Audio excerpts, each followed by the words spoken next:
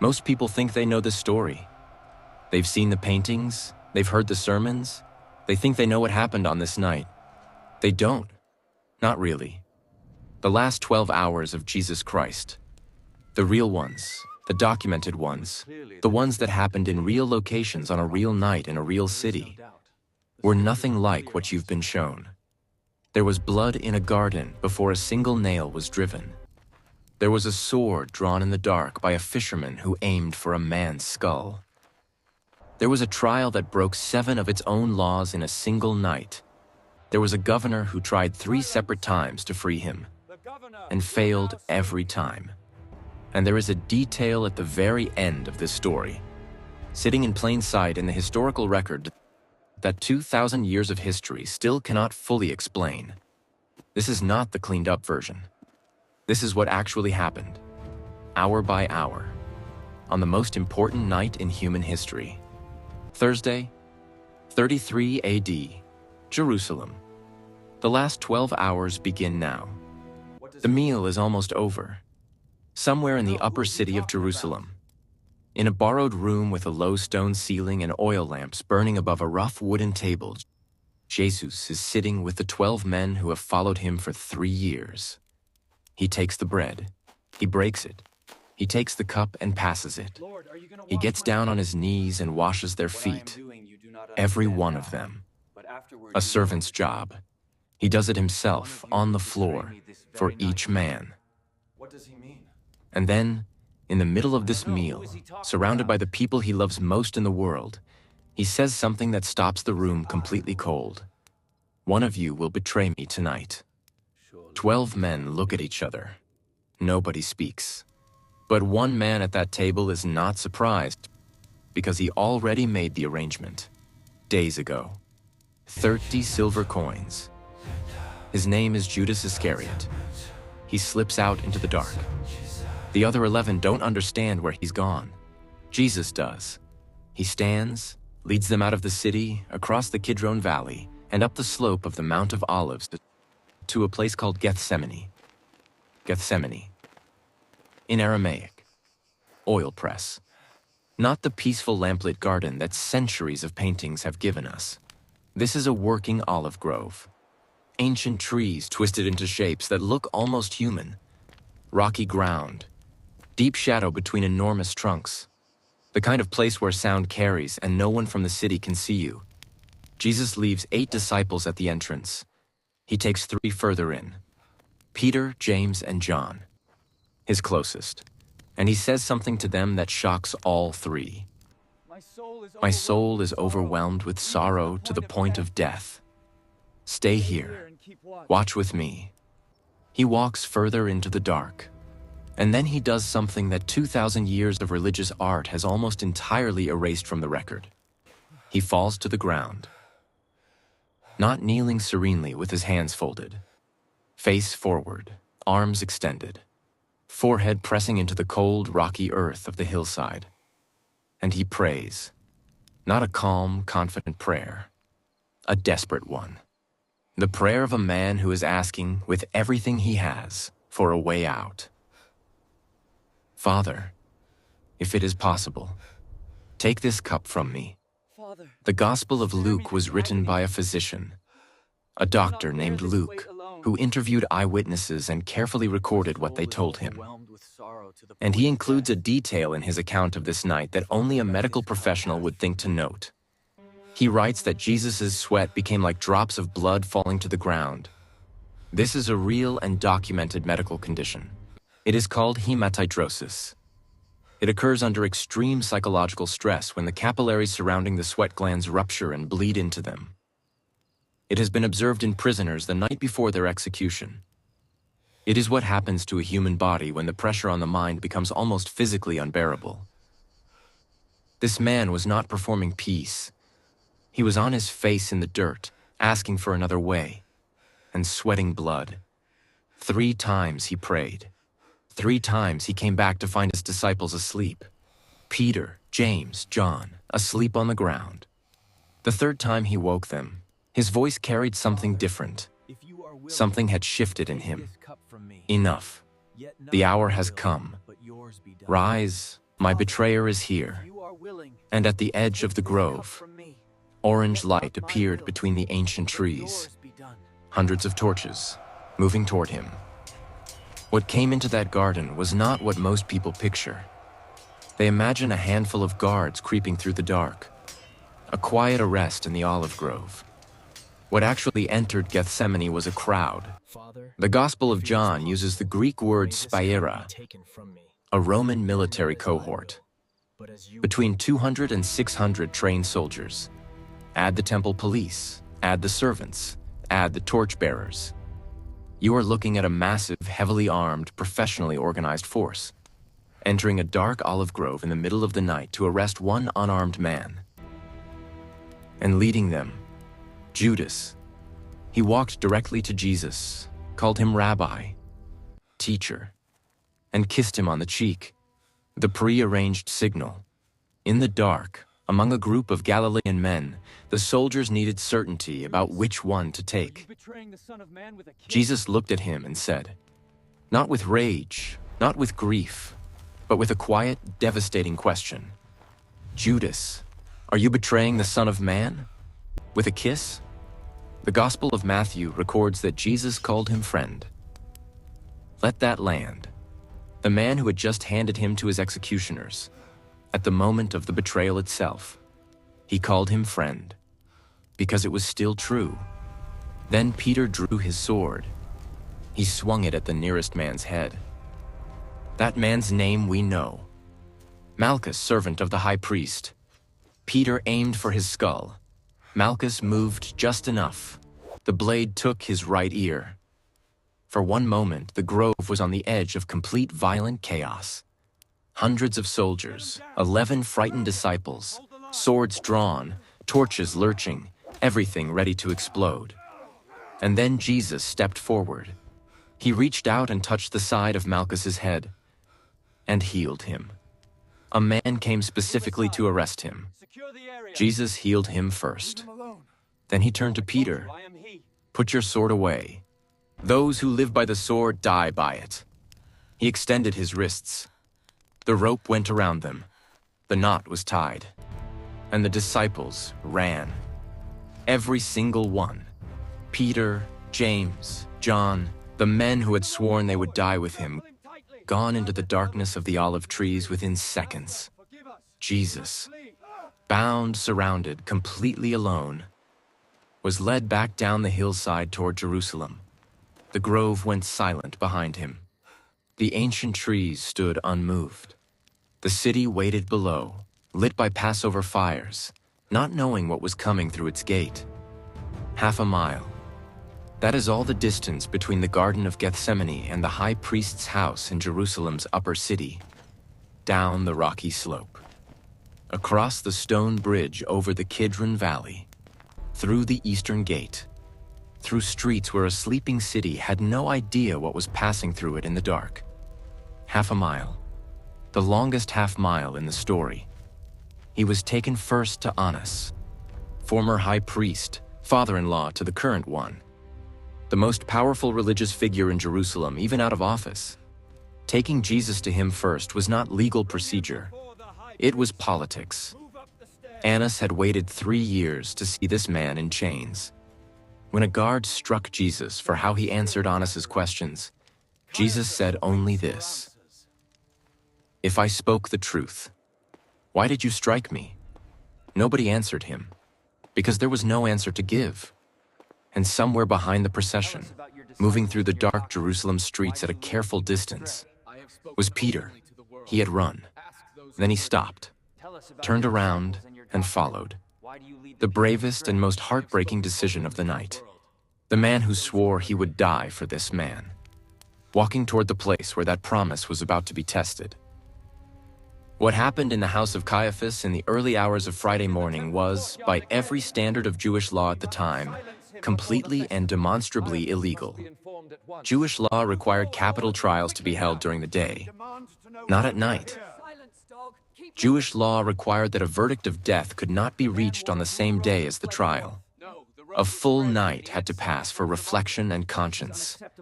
Jewish law required that witnesses be examined separately and their testimonies match exactly.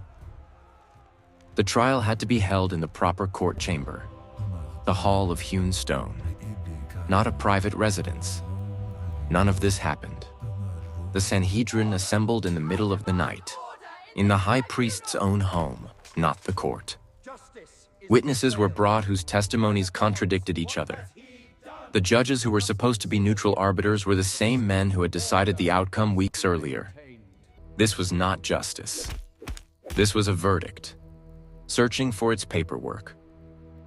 And then Caiaphas stood up, looked directly at the prisoner in the center of the room, and asked the single question the entire proceeding had been constructed to reach.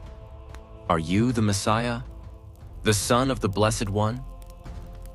The room was completely silent. Every member of the Sanhedrin turned toward the prisoner at the center of the room. Every oil lamp held its flame perfectly still.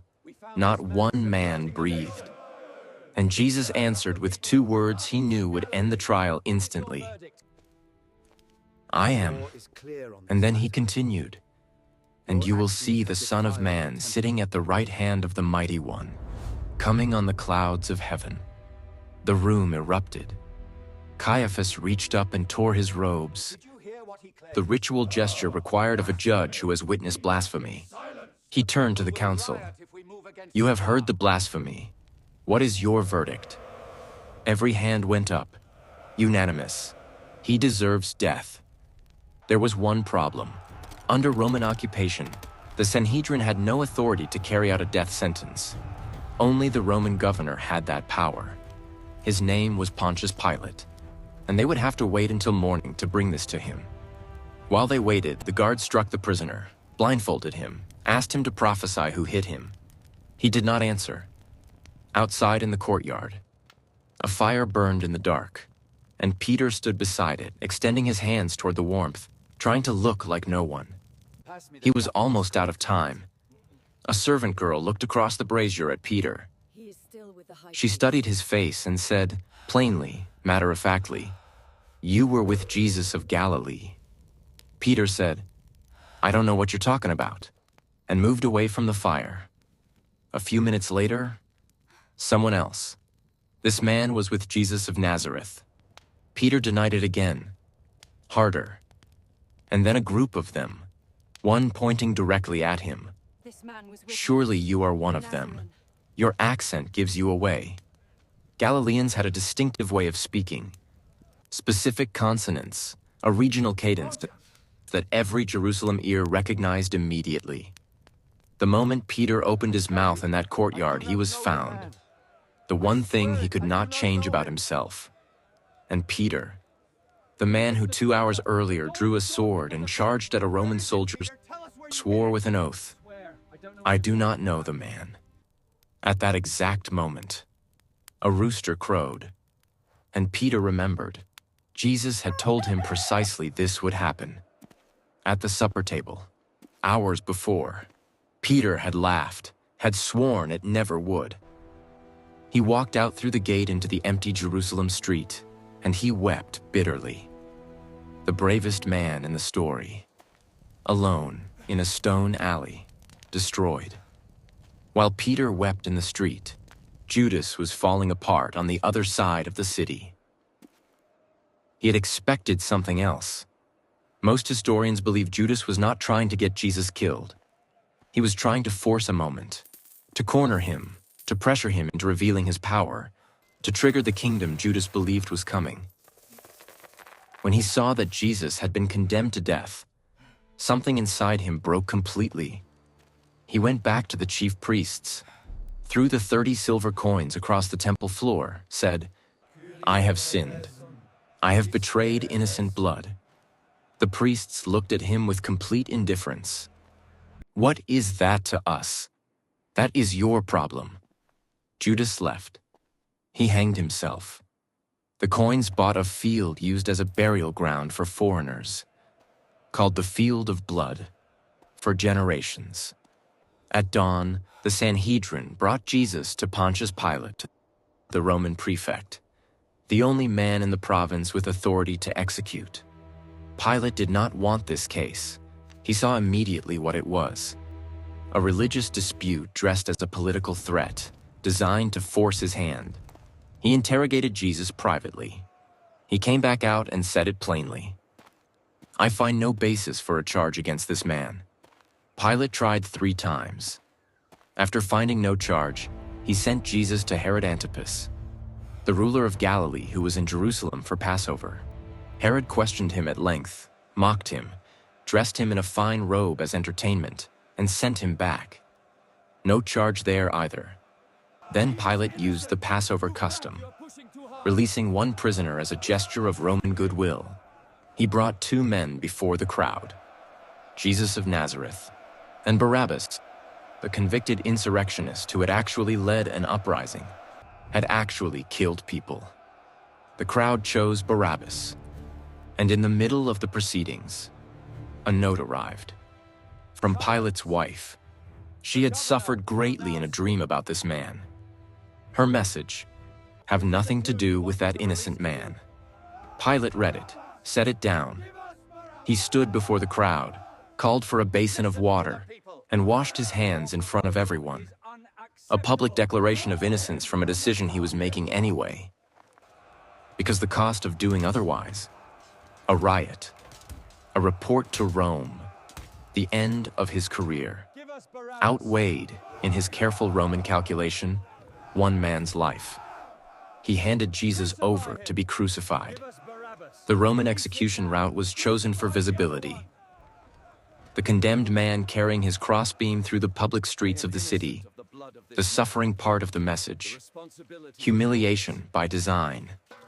This is what happens to those who challenge Rome. Watch. Remember. Jesus had not slept since Thursday evening. He had been beaten through the night by temple guards. He had been flogged by Pilate's soldiers with a flagrum, a leather whip with metal and bone tips specifically designed to tear through skin and lacerate down to the muscle beneath. He fell under the weight of the beam somewhere on the road. The soldiers grabbed a bystander, Simon of Cyrene, a North African Passover pilgrim, and conscripted him to carry the beam the rest of the way. Women wept along the road. Jesus turned to them and said, "Don't weep for me. Weep for yourselves and for your children." Even here, even in this procession, thinking about someone else entirely. At 9 in the morning, the 3rd hour, they reached Golgotha, the hill of the skull, outside the city walls, visible from the road. Above the cross, Pilate's charge: Jesus of Nazareth, King of the Jews. The chief priests demanded he change it. Pilate refused with 4 words: "What I have written, I have written." From the cross, Jesus spoke 7 times over 6 hours. He asked forgiveness for the soldiers driving the nails. "Father, forgive them. They don't know what they're doing." He spoke to his mother standing at the foot of the cross, and to John beside her, asking John to take care of her as his own mother from that day forward. He cried out at the 9th hour, my God, why have you forsaken me?" And then at 3 in the afternoon, 6 hours after the nails, he said 3 words: "It is finished." And he died.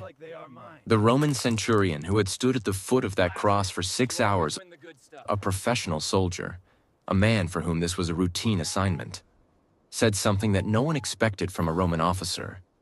Surely this man was the Son of God.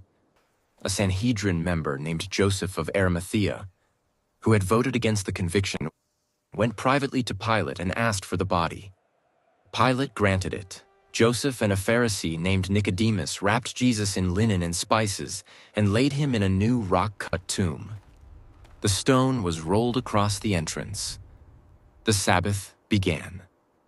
Jerusalem went quiet, and 11 men, scattered, hiding, certain the story was over, waited in locked rooms across the city, not knowing what Sunday morning would bring. A man who could have escaped, didn't. A man who could have fought, stopped the fight. A man who healed the person who came to arrest him, who called his betrayer friend, who asked forgiveness for the people driving his nails, who, from the cross, in his final hours, made sure his mother would be taken care of. Every action in those 12 hours points in exactly the same direction. This was not a man swept away by events beyond his control. This was a man who understood precisely what was happening at every step, and walked into it with completely open eyes. At dawn on Sunday, 3 women went to complete the burial. They found the stone moved, the linen wrappings folded, not torn, not scattered, in the shape of a body that had simply passed through them. Nothing else inside. 11 men who hid behind locked doors on Friday were publicly preaching in that same city within 50 days.